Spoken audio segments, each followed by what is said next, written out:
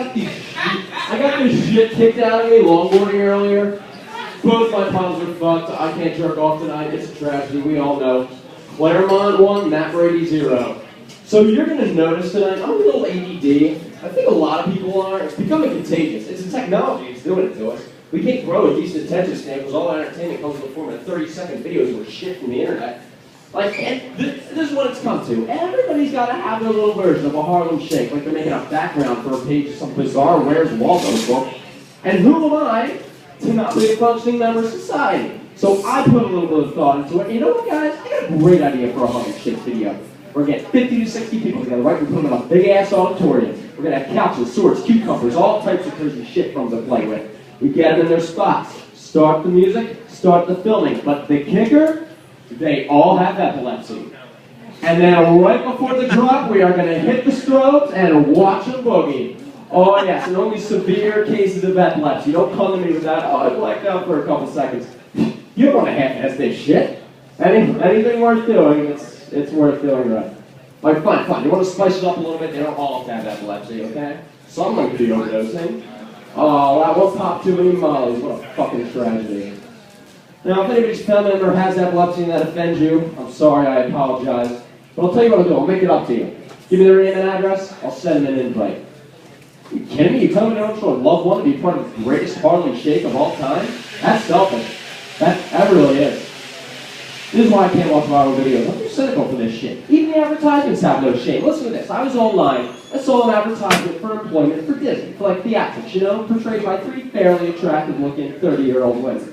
And the tagline at the bottom of the ad said, "Could be your happily ever after." And I started thinking, what an underhanded way to appeal to women with no husband, no career, and no foreseeable future. One day they're going to be online, fucking buying shit, and that's when they'll see it. Oh, the eyes will light up. I can meet my Prince Charming. That's right! His name's Juan, he's from Mexico, and he needed a college education. He also works the concessions on the weekends because they need multitaskers. Disney's capitalizing off all the false promises they instilled on women who want to be swept off their feet when they were little girls. That's why we have every colored princess. It's not for equality. It's so every woman from every country could potentially be captured. Think about it. What part of the world hasn't a princess come from yet? Fucking Antarctica? Yeah, because we make a shitty movie. All the talking animals in the world couldn't say that's cinematic masterpiece. But we know those relationships are never going to last. Those guys aren't going to be perfect forever. Picture those marriages 20 years down the line. Snow White's going to come home fucking singing with squirrels or some shit. Prince Charming's just going to go off. Where the hell have you been? Squirrels my ass. You've been going for 6 hours. You look like shit. You want to fucking those dwarves again? Don't you lie to me, bitch. You're so weathered you can house 30 dwarf dicks with room to spare. It was in the director's cut.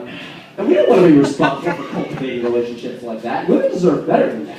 They have a power that needs to be respected. Did you know that if women spend enough time together, their menstrual cycles are actually synchronized to each other? How creepy is that, huh? That's as close as the human race gets to mutants with that type of low-budget telepathy.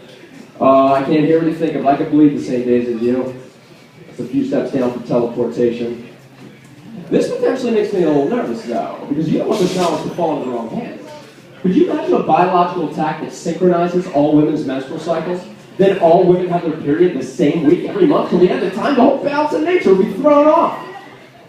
You have to call it Shark Week. And you'd have to step carefully on Shark Week, because women are half our population. They run half our shit. They work in government, law firms, power plants, which I don't mind, but I don't want the entire infrastructure to be compromised because of a few rash decisions made during Shark Week. And you know what? There'd really only be one way to cope with it. For those entire weeks, nothing counts.